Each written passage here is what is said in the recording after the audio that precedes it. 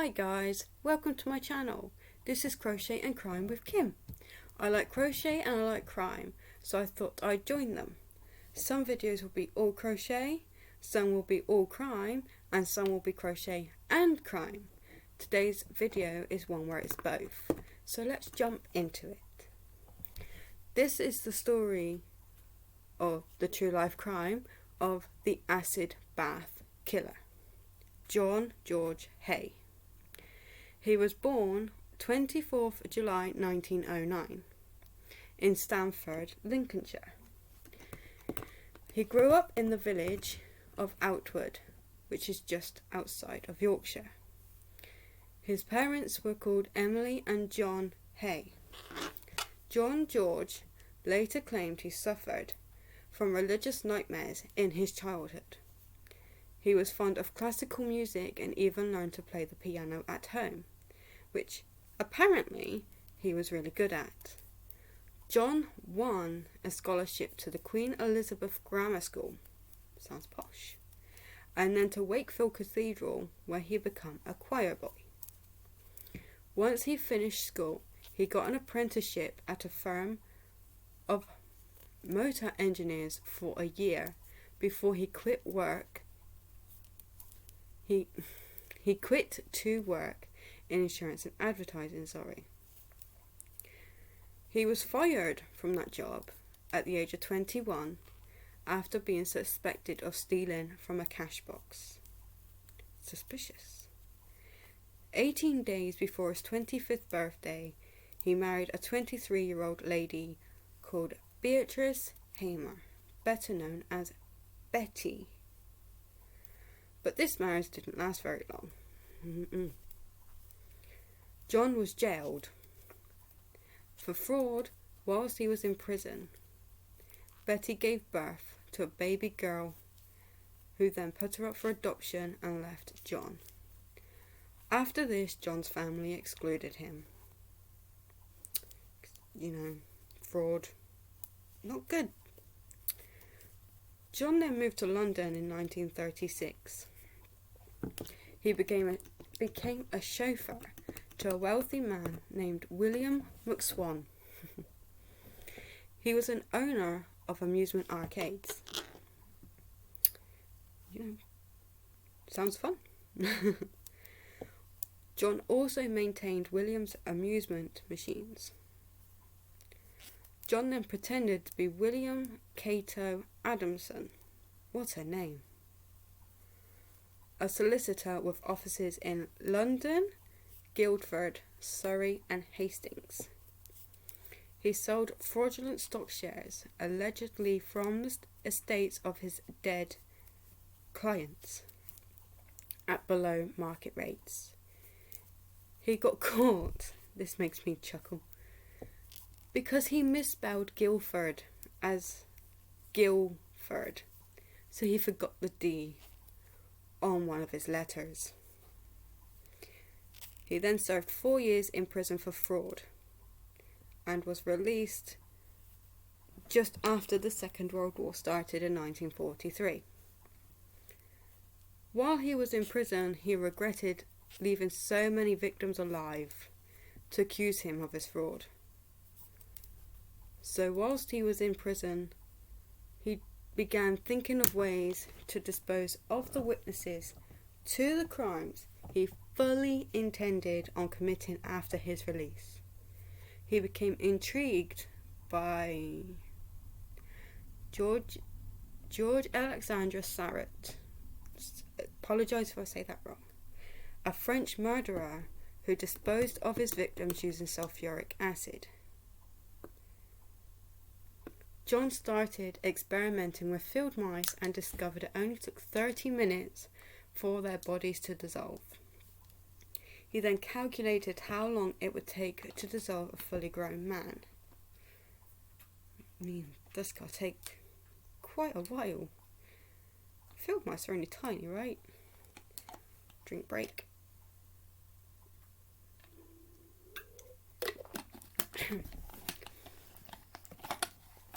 After his release from prison for the fraud, John became an accountant with an engineering firm. Why did they hire him? Soon after this, he bumped into William again in a pub. William introduced John to his parents, Amy and Donald. I'm sorry.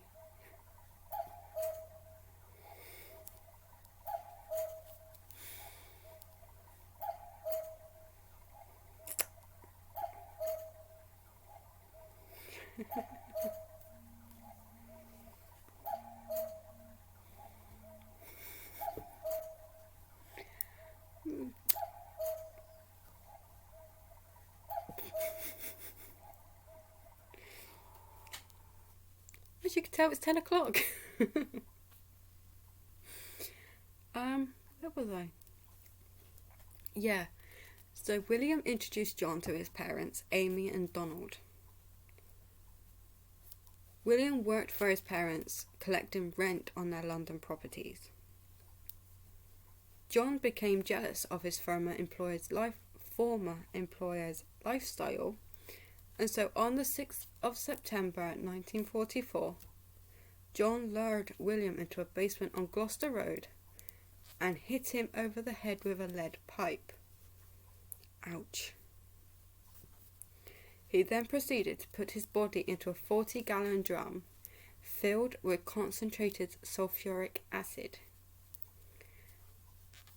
After 2 days, William's body had mostly dissolved, so John emptied the drum into a manhole.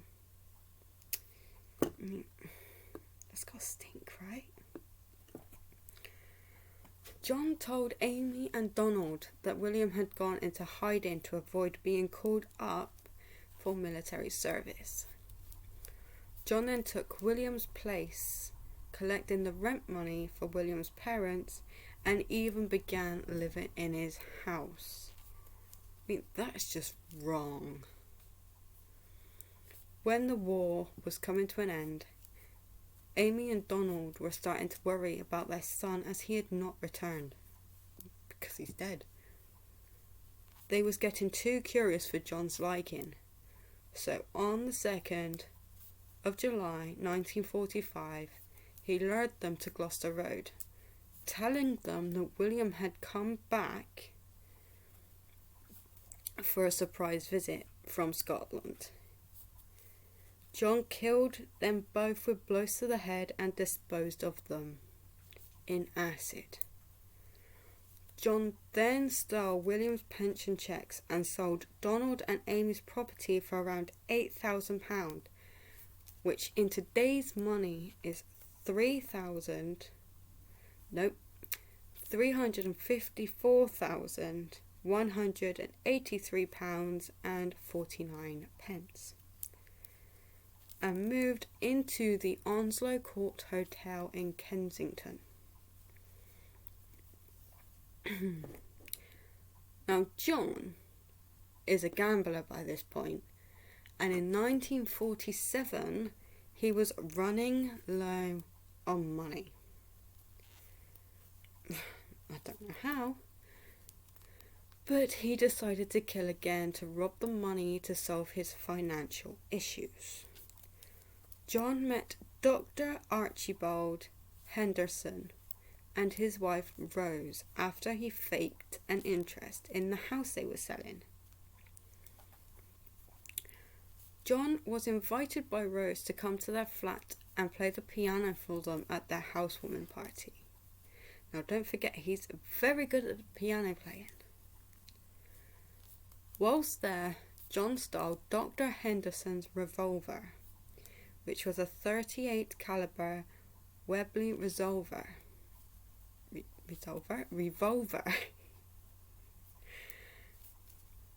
John moved his acid and drums from Gloucester Road to a new workshop at 2 Leopold Road in Crawley, Sussex. John drove Archibald to the workshop on the 12th of February 1948, and when they arrived, John shot Archibald with his own weapon in the head. He then contacted Rose, saying that her husband has fallen ill.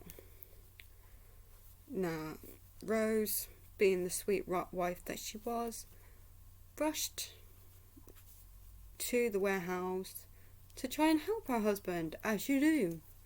I would do it for my part, and I'm sure most of you would do it for yours.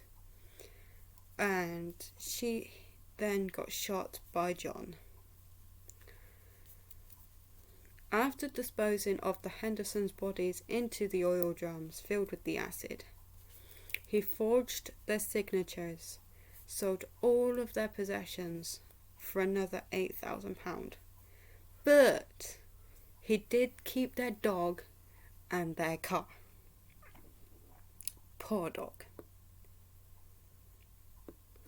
John's last victim was 69-year-old Olive Durand Deacon, a fellow resident at the Onslow Court Hotel, and she was a wealthy widower. Olive went to John with an idea about artificial fingernails. I mean, it's not a bad idea. But at this time, she did think he was an engineer. John then invited her down to the Leopold Road workshop on 18th of February 1949 and shot her in the back of the neck with the revolver he stole. He then stripped her valuables, including a Persian lamb coat, and put her into the acid bath. Olive's friend Constance Lane reported her missing 2 days after her brutal murder. Police decided to search the workshop after discovering John's record of theft and fraud. During this search, a police officer found a small case of paperwork, including a dry cleaner's receipt for Olive's lamb coat. Why take it to a dry cleaner's? The case also included papers referring to the Hendersons and the McSwans, so his first 5 victims. Unlike the workshop he rented in Gloucester Road, this workshop did not contain a floor drain, so John had to dispose of his victims on a rubble pile at the back of the property.